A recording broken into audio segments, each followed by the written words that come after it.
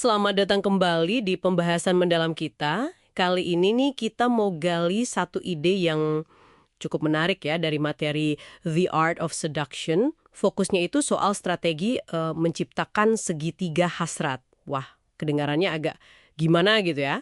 Iya, dramatis mungkin kedengarannya, tapi intinya ini psikologis banget. Sumbernya ini nunjukin gimana caranya bikin diri kita kelihatan lebih diinginkan. Caranya yaitu dengan nunjukin atau paling nggak ngasih kesan kalau ada persaingan. Oh, oke oke. Jadi idenya tuh orang lain bakal lebih tertarik kalau mereka mikir ada orang lain juga yang naksir kita gitu. Kenapa bisa gitu ya? Apa ini kayak semacam bukti sosial gitu? Tepat, betul banget. Sumber ini akarnya ada di dua hal. Kesombongan, atau vanity ya istilahnya, sama kebutuhan validasi sosial tadi. Hasrat itu kan seringnya nggak murni cuma antara dua orang. Tapi dipengaruhi juga sama pasar sosial lah di sekitarnya. Pas target Anda ngerasa harus bersaing buat dapetin perhatian Anda, nah, secara nggak sadar nilai Anda di mata mereka itu jadi naik. Ada semacam, apa ya, ketakutan gitu. Kalau si pesaing ini mungkin lebih oke atau lebih pantas. Menarik. Mirip kayak kalau kita lihat restoran yang antriannya panjang banget kan, jadi penasaran pengen coba juga ya. Nah, terus gimana cara praktisnya nih buat bikin segitiga ini menurut sumbernya?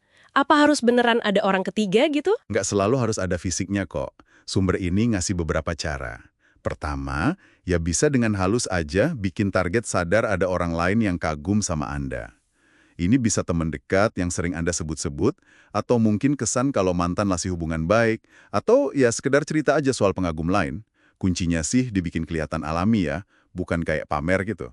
Ah, jadi ngasih sinyal halus gitu ya?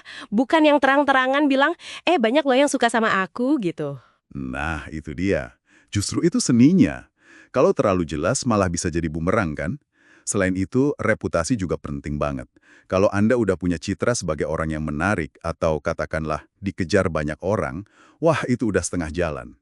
Sumbernya nyebut tokoh-tokoh kayak Duke de Richelieu atau Lord Byron. Reputasi mereka aja udah cukup buat bikin aura persaingan. Duke de Richelieu ini. Iya. Ini contoh klasik banget ya di buku itu. Bisa cerita dikit lagi soal dia? Iya, Richelieu ini disebut master banget lah dalam permainan ini. Dia nggak cuma ngebiarin wanita tahu ada pesaing, tapi kadang sengaja dia atur. Ada cerita dia ngatur semacam menage à trois, gitu. Di mana kedua wanita itu malah jadi saingan ketat buat jadi favoritnya dia. Kenapa ya? Karena kesombongan mereka terusik. Awalnya mereka malah lebih fokus ngalahin saingan daripada ke Richelieu-nya sendiri. Wow, itu kedengeran manipulatif banget ya. Ada contoh lain nggak? Ada juga disebut Lou Andrea Salome. Dia ini perempuan intelektual yang bikin filsuf hebat kayak Friedrich Nietzsche sama Paul Ray kepincut. Nah, mereka berdua ini jadi temen sekaligus rival buat dapetin perhatian Salome. Salome ini pinter banget jaga jarak dan bikin ambigu gitu. Justru itu yang bikin keduanya makin makin terobsesi. Ini nunjukin taktik ini bisa main di level intelektual juga, nggak cuma fisik.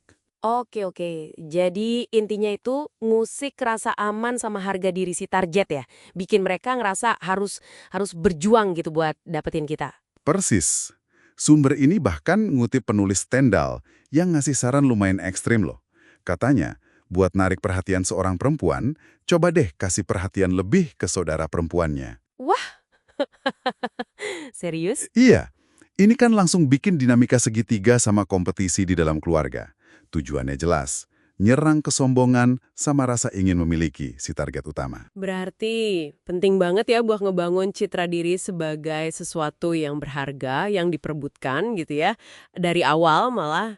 Terus apa dampaknya kalau kita gagal melakukan ini menurut sumbernya? Nah, sumbernya negesin banget nih.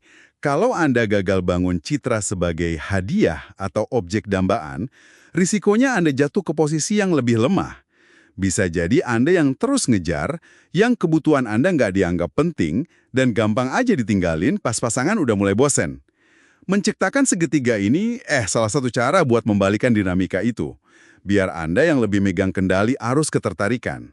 Oke, jadi ini bukan cuma sekedar bikin cemburu biasa ya, tapi lebih dalam lagi soal ya memanipulasi persepsi nilai diri kita di mata orang lain lewat persaingan. Entah itu nyata atau cuma dibayangin aja.